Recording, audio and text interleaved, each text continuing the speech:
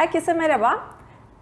Mutluluğun izindeki sohbetler serimizin dördüncüsündeyiz ve bugün gerçekten dijital denge konusunu çok detaylı bir şekilde inceleyen ve bu konuda içerikler üreten Tuğba Şengül Lik ile birlikteyiz. Tuğba Hanım gerçekten dijital dünyaya, dijital dünyanın artılarına, eksilerine eşit derecede odaklanan bir isim. Telekomünikasyon sektöründe uzun yıllardır yönetici pozisyonda çalışıyor ancak her şeyin yararı olduğu kadar zararı olduğu tarafına da farkına varıyor ve bu konuda da aslında farkındalık yaratmayı kendisine misyon ediniyor. Ve bu kapsamda 2018 yılında Dijital Denge Derneği'ni kuruyor. Bu dernek açıkçası tamamen bu konuda bilinçlenmeyi sağlayacak faaliyetler yürütüyor. Özellikle çocuklar için eğitimlere odaklanıyor. Çünkü biliyorsunuz artık bütün çocuklarda ellerinde telefon, bir şekilde bu dijital dengeyi bulmakta zorlanıyor ve çocukluktan itibaren başlayan sorunlar da ileride daha büyük sorunlara yol açabiliyor.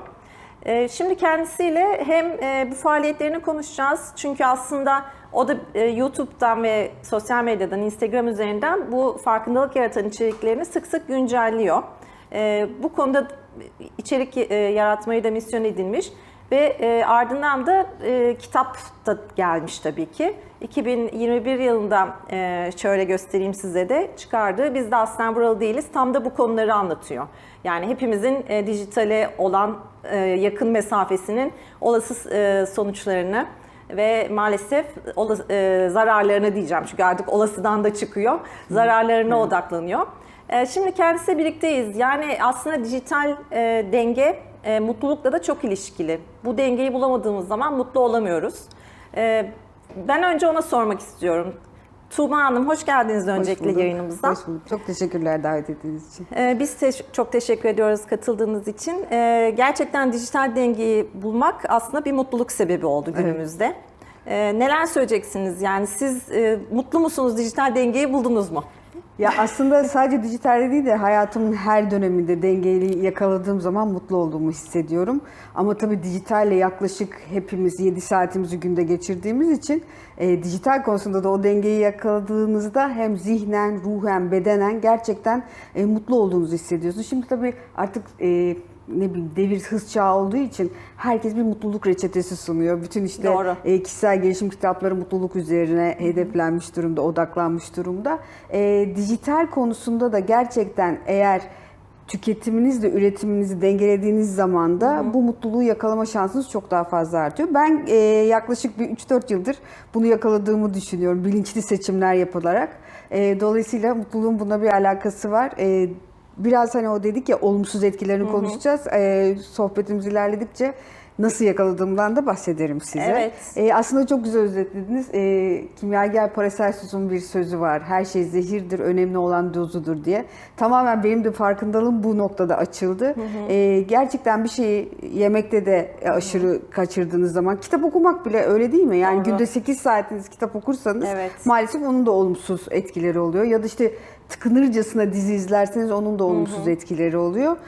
O dengeyi her alanda yakalarsak mutluluğu da yakalarız diye düşünüyorum. Yani mutluluk da zaten hani sürekli peşinde kovaladığımız bir şey ama yakaladığımız zaman tekrar ulaşmaya çalıştığımız bir şey. Ama daha huzurlu oluyorsunuz diyeyim, dinginleşiyorsunuz. Evet Tuğba Hanım, sizin hem içeriklerinizde de hem kitapta da aslında vurguladığınız bir prototip var. O da dijital zede. Evet, dijital zede mertebesine yükseldik özellikle pandemiden sonra. Evet, yani dijital zede kimdir? Kimdir, değil mi? Evet, şimdi son araştırmalara göre demin bahsettiğim gibi yani günde 7 saatimizi internette geçiriyoruz. Bunun 3 saati dijital platformlarda, işte sosyal medyada.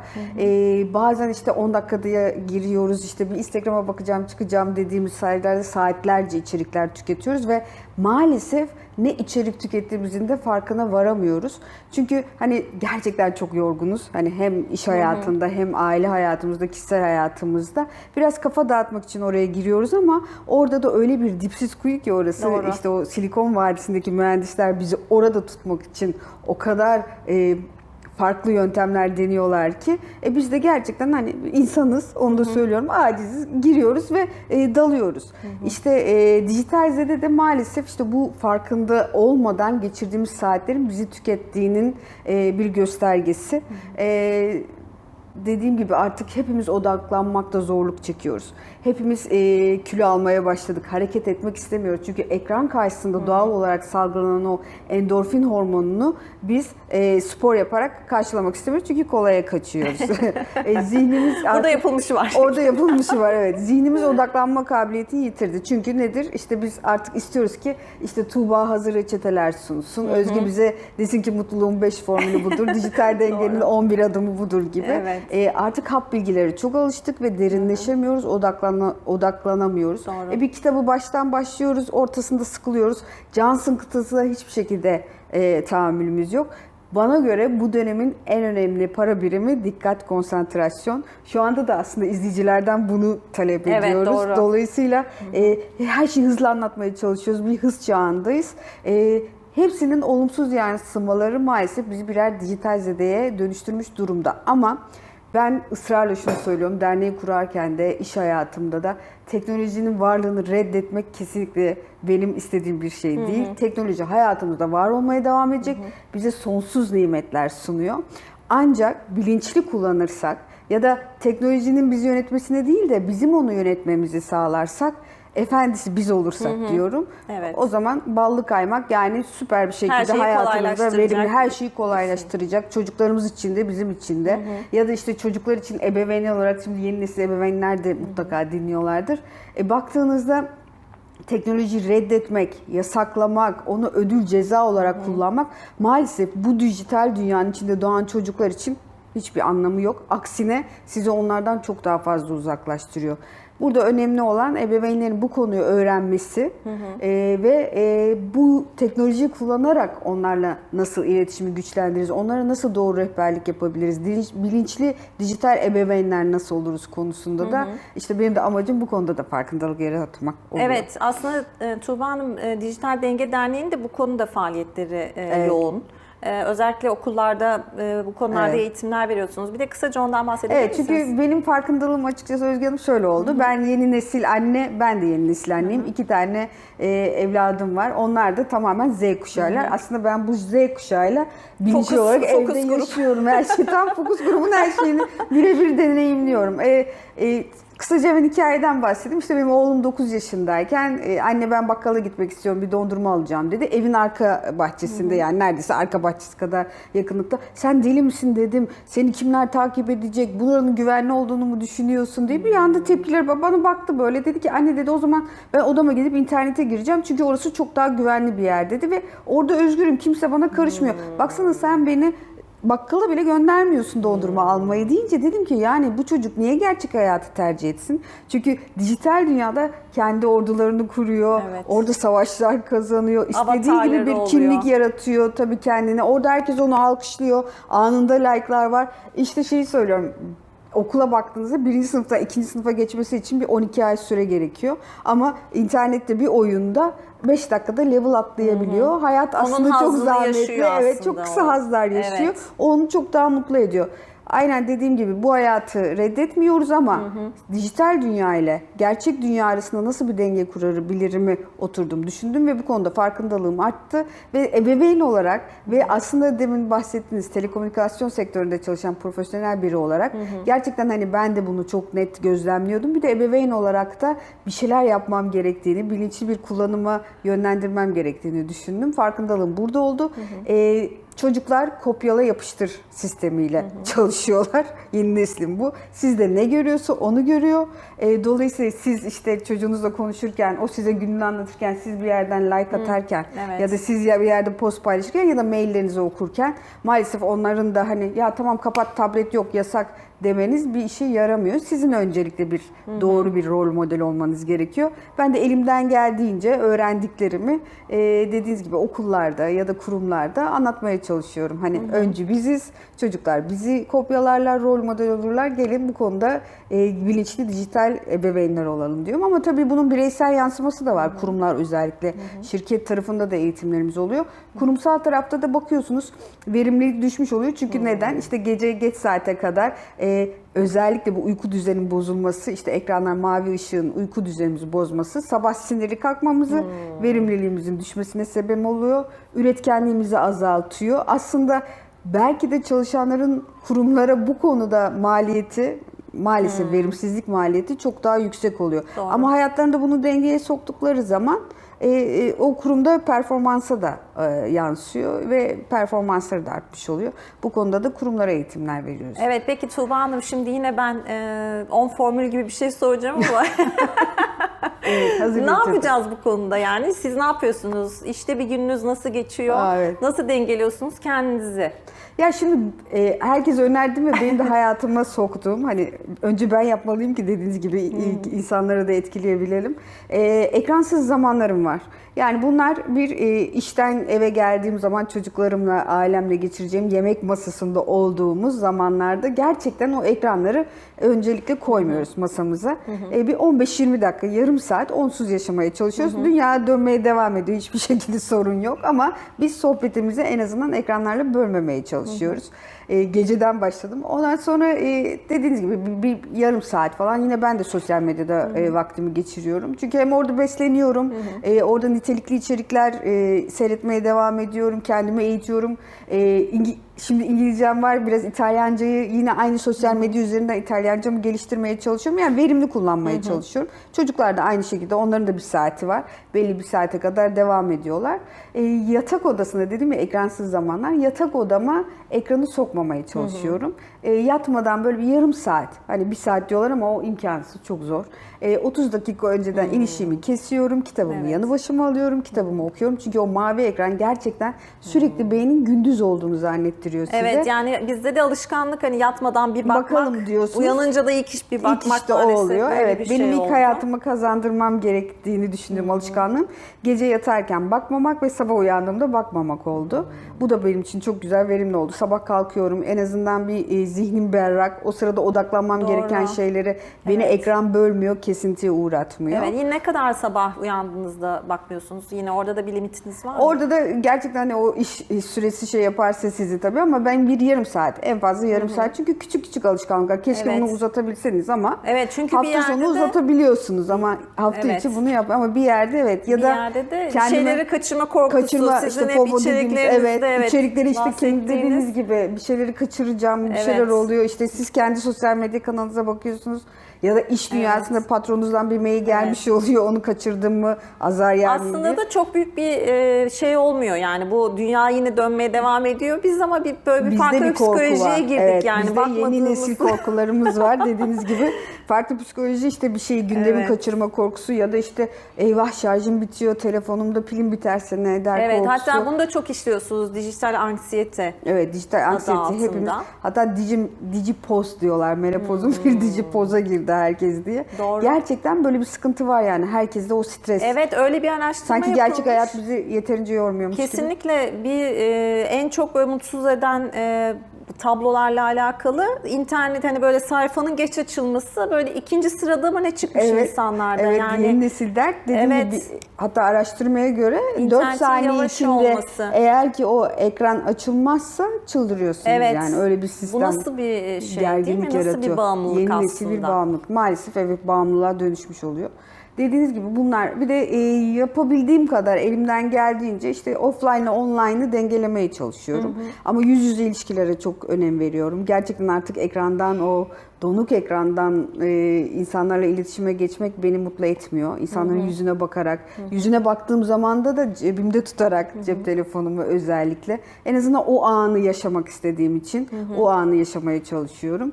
Kısa kısa yani, zaten hayatınıza köklü, ben mesela ilk bu derneği kurarken de dijital detoks mu olmalı dedim, ama detoks kavramı şu oluyor: İşte hafta Geçici sonu bir şey. gidiyorsunuz, ne güzel bitiriyorsunuz, işte 2 gün kullanmıyorsunuz, ama o pazartesi geldiğinde aynı diyete başlıyorsunuz, günü yeniden diyet yapmışsınız, yakalamaya yine kebapçıya koşarsınız ya, aynı şekilde daha fazla. Yani siz eğer bunu bilinçli olarak yavaş yavaş hayatınıza sokarsanız çok daha etkili oluyor. Evet. Hafta sonları kendime challenge'lar yapıyorum. Bence bunu deneyebilirsiniz siz de.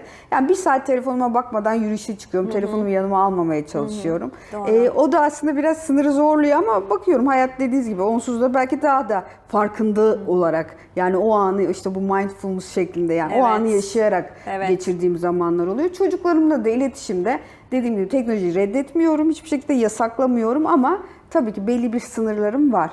O da belli bir yaşa kadar. 13 yaşına kadar çocuğunuzda bu sınırları yerli yerine yerleştirdiyseniz sıkıntı yok. Ama 13'ten sonra zaten çocuğa eğer dijitali bilinçli kullanmayı öğrettiyseniz ya da dijital okuryazarlık konusunda bilinçli kararlar vermesini, bilgiler vermişseniz onlara korkulacak bir şey yok. Ama 13 yaşına kadar gerçekten sizin ebeveyn denetiminde olması gerekiyor. Çünkü hep bahsettiğim gibi eğitimlerde de var. Çok olası tehlikeleri var bu işin ve onun önlemini almanız gerekiyor. O bizim sorumluluğumuzda olan bir şey. Nasıl hani çocuklar ilk yürümeye başladığında Doğru. işte bir yere çarpmasınlar, işte işi yemek, bir şey yutmasınlar. Doğru. Aynı şekilde dijital dünyada yeri geldiğinde çok güzel ama tehlikeler barındıran biri. Bazen işte odalarına geçiyorlar, odalarında bilgisayar başında içiniz rahat diyorsunuz ama Tabii. bilgisayar ekranlarında da çok farklı şiddete maruz kalıyor olabilirler. Dolayısıyla 13 yaşına kadar o sınır, takip sıkı sıkıya kontrol edilmesi gerekiyor. 13 yaşından sonra da arkadan böyle göz ucuyla bakmak, biraz daha seçimleri ona bırakmak daha etkili olabiliyor. Evet, aslında dediğiniz gibi internet, yani dijital bağımlılık sadece internette vakit geçirmek değil, birçok tehlikeye de kucak Tabii ki. açmak gibi bir şey oluyor. Tabii ki. Yani hepsine açık hale geliyorsunuz. Bu anlamda da aslında bunun belki de eğitim içeriklerine de alınması önemli bu konunun. Tabii, tabii. Yani bilemiyorum, siz eğitimlerinizin sonrasında aldığınız geri bildirimler nasıldı acaba? Yani bizde hani bu criminal time denen bir şey var. Gece 2 ile 5 arası çocukları maalesef siz uyuduğunuzda onların şimdi bizde eskiye baktığınızda bizde bu kadar geniş açık büfe yoktu ki, Tabii. dijital geniş açık Kesinlikle. büfe. Yani hep şeyi söylüyorum, işte anne babalarımızın karar vermesi gereken şey televizyonu ne kadar yakından izleyeceğimizi. Zaten Doğru. televizyonda belli bir saatte Sayı kapanırdı. kapanırdı. Şu saatte artık şu zamanda Doğru. bunlar bütün çocuklar yataklarına, yastıkların altına kadar ne kadar yasaklasanız da Evet, ki doğru. daha cazip hale geliyor. Kesinlikle. Götürüyorlar. Bu 2 ile 5 arasında maalesef sanal bahis oynayanlar ya da dijital zorbalığa maruz kalanlar ya da internette sizin düşünemediğiniz alışveriş yapmaya başlayanlar, kredi kartınızdan yavaş yavaş o alışverişlerin ekstra Mesajlar geliyor. yansıdığını görenler. Bazen kendisi zorba olanlar, bazen dediğiniz gibi zorbalığa uğrayanlar, yalan haberi yayanlar, yalan haber mi Doğru. sorgulamadan kabul edenler gibi sıkıntılarla karşılaşıyor. Ben bu saat dilimini özellikle ebeveynlere söylediğimde gerçekten o ebeveyn kontrolünde o denetimi kurdukları zaman bir kere bundan bir kurtuldular ve çocukların da hem uykusuz kalmalarını hem de psikolojik olarak bu tarz şiddete maruz kalmalarını engellediler. Özellikle siber zorbalık konusunda ebeveynler tarafında çocuklar bunu çok rahat dile getiremiyorlardı. Çünkü ebeveynlerin ilk yani doğru olduklarını düşündükleri davranış şekli yasakla, kaldır, Doğru. ceza ver.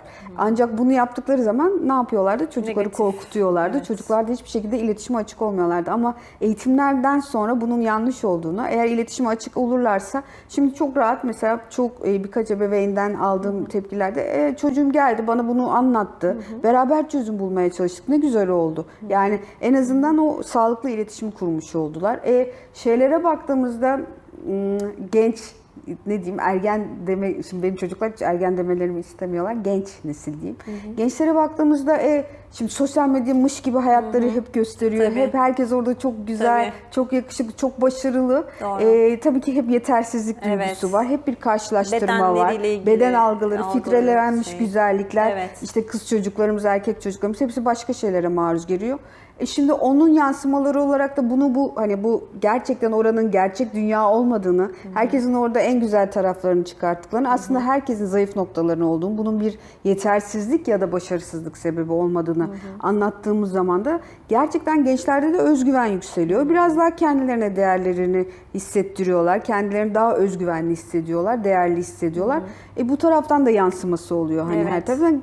Gerçekten dijital artık o kadar hayatımızda, eskiden diyorlardı sanal Doğru. dünya, ben ona sanal dünya demiyorum ama aslında orası da gerçek dünya. Evet. Çok hayatımızın içinde ama doğru yönettiğiniz zaman da bu şekilde olumlu dönüşümleri de oldu.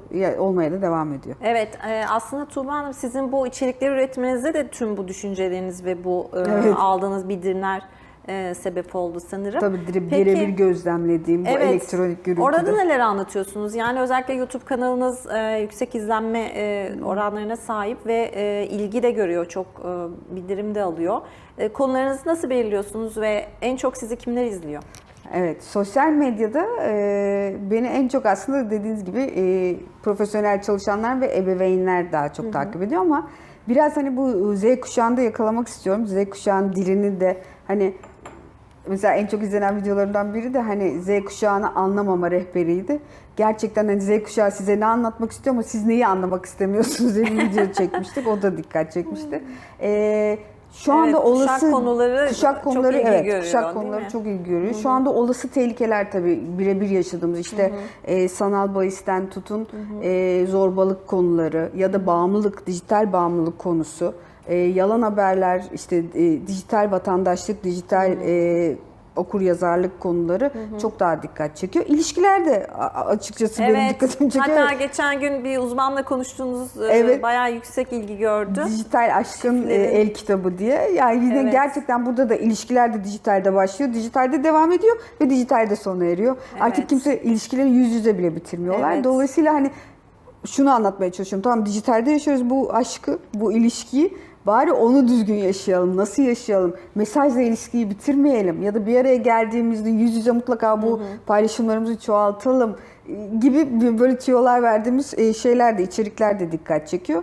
Açıkçası hani ben daha çok bu insan ilişkileri üzerine nasıl yansıyor ve gerçekten de bilinçli seçimler yapmalarını sağlayacak tüyolar vermeye çalışıyorum. Bunu olabildiğince kısa vermeye çalışıyorum çünkü gerçekten hiçbir şeye tahammülümüz olmadığı için. Doğru. Bence de dikkat çekiyor diye düşünüyorum. Yani ilgi Evet. alıyor, etkileşimi yüksek ama devam edeceğim tabii daha farkındalıklı bir şekilde. Evet, ayrıca zaten kitabınız da ilk kitabınız da bu Evet. konularda oluşan makalelerden yani sizin biz izlenimlerinizden dersten ve buralı bakış değiliz. açılarınızı yansıttığınız yazılardan oluşuyordu. Şimdi az önce sohbetimizde belirttiğiniz gibi yeni kitabınız da yolda, Evet, çok yolda. Onda Onu neler heyecanlı. olacak acaba? Şimdi Okurlar ilk kitabım neler görecek? tabii pandemiden sonraydı ve aslında biraz benim dijital göçebe yani dijitalle sonradan tanıştığımda gözlemlediğim şeyleri anlatıyordum. Biz de aslen buralı değiliz yani tamam biz bunun içinde doğmadık ama öğrenmeye de çalışıyoruz anlatan bir kitaptı. Tabii pandemiden sonra bu dijital dünyanın gerçek hayatı dönmesi sonucu hani bakın biz bu dünyanın içindeyiz bizde bu olası durumlar var ama bu olası tehlikeler de var anlatıyordu. Şimdi yeni kitabım çok yakında çıkacak. O kitapta da daha çok... Evet, pandemiyle aslında formatlandık hepimiz. Başka bir form. Tabii. Yani Başka işte Zoom'lar, homo yani ben hani Homo sapiens'ten Homo digitus'a Evet, evrildik diyorum. gerçekten Burada evet. öyle. O işte o evrilmeyi yeni kitabımda da bu Homo digitus'a evrilmenin yani yeni Doğru. nesil insanın gerçekten bu hayatta karşılaştığı belki de biraz geçmişte kalan bazı özlemlerin de yer aldığı, karşılaştığı sorunları ama o sorunları nasıl olumluya çevirebileceğini, bu dönüşüm hikayesinde nelere tanıklık ettiğini yeni nesil insanın, Doğru. nelerde zorlanacağını, gelecekte neleri biraz onların beklediğini anlatan yine kısa kısa makalelerden oluşan keyifli bir kitap yazdım. Dediğim gibi ben bir yazar değilim. Sadece öğrenme iştahı olan, merak iştahı olan bir girişimciyim, sosyal girişimciyim. Neyi öğrendiysem onu da paylaşmayı çok seviyorum. Çünkü her hani bilginin paylaşılmasının çok değerli olduğunu düşünüyorum. Ben de öğrenmeye devam edeceğim. Öğrendikçe de elimden geldikçe bunları yazı yoluyla, işte YouTube kanalıyla, eğitimlerimle, kitaplarımla insanlarla paylaşmaya devam edeceğim. Çünkü gerçekten bir insan değişirse herkes değişiyor yavaş yavaş. Özellikle gençler değişirse Türkiye'nin geleceği, ülkenin geleceği de değişiyor. Dolayısıyla bunu çok önemsiyorum. Hani. Evet, haklısınız. Sektörünüzden dolayı da çok yakından takip ediyorsunuz Takip gelişmeleri. ediyorum, evet. Tabii çünkü dünyada da her gün, her an farklı haberler okuyoruz. Özellikle yapay zekanın da hayatımıza girmesiyle. Şimdi dijital ikizimiz, işte metaverse'ümüz, Evet. odur budur hangisini öğreneceğimizi şaşırdık. Son olarak da bununla ben bitirmek istiyorum. Çünkü sizi bulmuşken bunu danışmak istiyoruz. Bizi gelecekte ne bekliyor? Yani en azından dijital dengeyi gelecekte daha zor mu sağlayacağız, daha kolay mı sağlayacağız? Belki de daha... Bence artık dijital denge ihtiyacı çok yükseldi. Şimdi hani bu hatta Oxford Sözlüğü'nde bile işte bu beyin çürümesi Oxford'da geçti ya. Evet, yılın kelimesi. Yılın kelimesi oldu. Dijital detoks artık aranan özelliklerden herkes buna yakın bir ihtiyaç. Kamplar zaten yavaş yavaş bekledi. Daha çok ihtiyacı olacağı kesin. Ama yani biraz da sanki gereksiz yere bir korku var içimizde. Yani çünkü insanlar daha çok bilmedikleri şeyler konusunda korkarlar. Yani geleceğin belirsizliğinden. Biz de ne kadar bu dünyaya uzak olursak aslında daha fazla korkuyoruz. Yani işte meslek kayıplarından tutun işte acaba işte organlarımız ne olacak, genlerimizi kimler çalacak, oradan bizi herkes gözetliyor falan. Metaverse'de yaşayacak neler mıyız olacak? yani orada? Yani tabii ki hem yasal hem hukuki hem de ülkeler arası tabii siyasi anlamda da politik anlamda da çok farklı bir geleceğin bizi beklediği kesin. Hani buna göre de tabii ki önlemlerimizi almamız gerekiyor ama insan ilişkilerinde ya da kendi kişisel alışkanlıklarımıza geldiğimizde mesela şu anda tuşlu telefonlar bile Evet. çok daha rağbet Geçen görmeye gün başladı. bir haber vardı. Evet, Yeniden biz mesela özellikle Z profesyonel kuşağı hayatımızdayız. Evet, Z kuşağının arıyormuş. tuşlu telefonlara Evet. ilgisi çok fazlalaştı ve biz şu anda mesela onların etkileşimini görüyoruz. Dolayısıyla sanki insanların bir eskiye özlemi, biraz bu yükün, zihinsel yükü, aslında dijital bu iz yükü bırakmamak. kaldıramadın. Evet, Evet. bir de dediğiniz Dijital. gibi iz bırakmamak kısmı. Evet. Hani bu kadar her şeyimiz gözetleniyor Evet. tarafında iz bırakmamak Galiba kısmı başta bunun farkında değildik. değildik. Yani Şimdi bu akımlara geri dönüş başlıyor. Şimdi artık reklamları yiye sürekli her yerden evet. bir daha da farkında veriye olmaya başladık tabii ki. maruz Daha da kala bilinçlendik. Evet. Bence biraz daha olumlu konuşmak istiyorum. Umut her zaman var. İnsanlar bu konuda daha dengeli, bilinçli, bilgili, biraz daha kendilerini eğitebilecek duruma gelecekler. Tabii ki teknolojik değişimleri hani onlar benim değil, benim konularımda değil daha çok ama dediğiniz gibi bizi çok farklı şeyler bekliyor olacak ama olumlu olacağını düşünüyorum çoğu şeyin. Ama tabii bunun dediğiniz gibi ahlaki boyutu, etik boyutu, yasal boyutu tarafında çok farklı düzenlemelerin olması gerekiyor. Mevzuatlar herhalde Onlar biraz daha bekleyecek gelecekte yani. Çünkü birazcık da aslında bu kadar da kural yoktu yani bunları koordine eden. Evet. Her şey insanlara veri yağması üzerineydi, İnsanın kurgulanmıştı. yetkisindeydi evet ama şu anda o Şu insanın an yetkisinden çıkıp bambaşka çıktı, yere evet, girebilir. biraz fazla geldi evet, aslında bunlara tanık yani. da olduk zaten. Evet, korkuttuk. Bundan sebep de galiba biraz daha kontrollü şimdi her açıdan işte Evet. yok imza talep ediliyor bir takım hani reklamlara maruz kalmamız Daha bile denetimli ve daha denetimli sizin oldu. kontrolünüze bırakacaklar. İşte burada da bizim neyi paylaşıp neyi paylaşmamamız gerektiğini bilmemiz gerekecek biraz. İşte o konuda da Evet. bilinçlendirmek gerekiyor. Evet. Özellikle gençlerden ve aslında gençleri söylüyorum ama gençler bu konuda daha bilinçler bakmayın ama hani belli bir yaştan sonra ki kesim bir de içinde orası var. bu da çok evet, gerekiyor. Yani o kesimde yani Yaşlanıyoruz sonradan bir maalesef. girdi. Sonradan, evet, Bu sefer anlamaya her şeye çalışıyor, çok çok- kucak açtı ve birçok tehlikeye de çok açık hale geldi ne yazık Ben diyorum ki kuşaklar köprü olsunlar. Gerçekten o kuşağa da bildiklerini yansıtsınlar. Eskiden hep yaşlılar, olgun kişiler bize bir Değil şeyler mi? anlatıyordu. Şimdi aslında Gerçekten. zamanı gerçekten Evet. gençler bu işi bizden çok daha iyi biliyorlar. Evet. Umarım onlar da hani benim dernekte de yapmak istediğim bir şey. O kuşaklara, kendilerine üst kuşaklara bunun bilgisini versinler. Hem onları korusunlar o dijital dünyanın kaosundan. Hem de kendileri de gerçekten sosyal özgüvenleri yüksek bireyler olsunlar. Faydaları dokunsun istiyorum onlara. Evet yani çok güzel bir son cümle oldu. Yani dileğiniz gerçekten Evet. hem aslında yapmak istediğinizi çok Evet. özetleyen Toplumsal hem de faydaya da odaklanmak Evet. istiyorum çünkü. Evet. O da onlarda etkili olsun. Ve insanlar herkes hayatındaki dengeyi dijitalde de yakalasın ama her alanda olduğu kadar yani. Evet. Ve Evet. reddetmesinler teknolojiyi. Evet yani bunların hepsini artılarını eksilerini bilip farkında olup Bileceksiniz, evet. kucaklayıp Dozunda, her şeyi dozunda yapacaksınız. Dozunda kullanıp artılarını yaşayıp eksilerini elimine edip Evet, hayatlarına devam edecek. Umarım ben de hani bu hayalimi dediğiniz gibi olabildiğince kitleye ulaştırıp bir nebze faydamı dokundurabilirim insanlara. Evet Tuğba Hanım çok teşekkür ediyoruz. Ben teşekkür ederim, çok keyifliydi. Hem YouTube'dan hem Instagram'dan Evet. Dijital Denge ismiyle, profiliyle yarattığınız içerikleri biz de takipteyiz. Teşekkür ederim. Yine tekrar Devam görüşmek ederiz, üzere. tamamdır. Evet. Çok teşekkürler. Şimdi dijital farkındalığın önemini de çok daha iyi anladık ve nelere dikkat etmemiz gerektiğini Tuğba Hanım'dan öğrendik. Aslında mutluluk yine buraya geliyor. Dijital farkındalık ve dijital dengede. Bu önerilerle hayatlarımızı güncelleyerek teknolojinin yararlarından daha çok istifade edebiliriz diye düşünüyorum. Tekrar görüşmek üzere.